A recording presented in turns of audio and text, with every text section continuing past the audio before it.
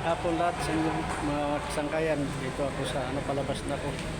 Galing ako ng PGH Hospital. Yan.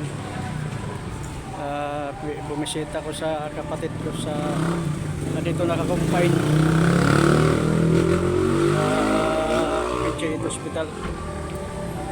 Guys, nandito na ako sa labas. Pauwi na ako. Pauwi na ako sa bahay. Naglalakad na ako dito sa labas. Yan, dito yan sa loob ng PGH.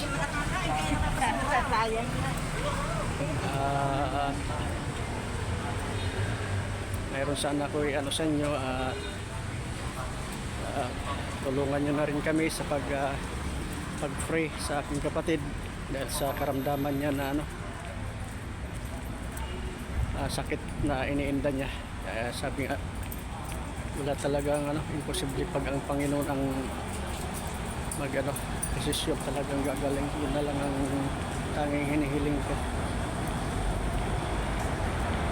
guys.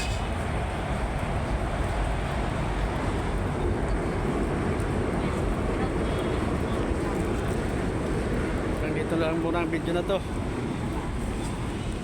Ang daming lalakad to.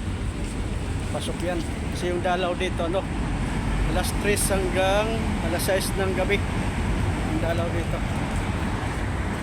Kaya hanggang dito lang muna ang video na to.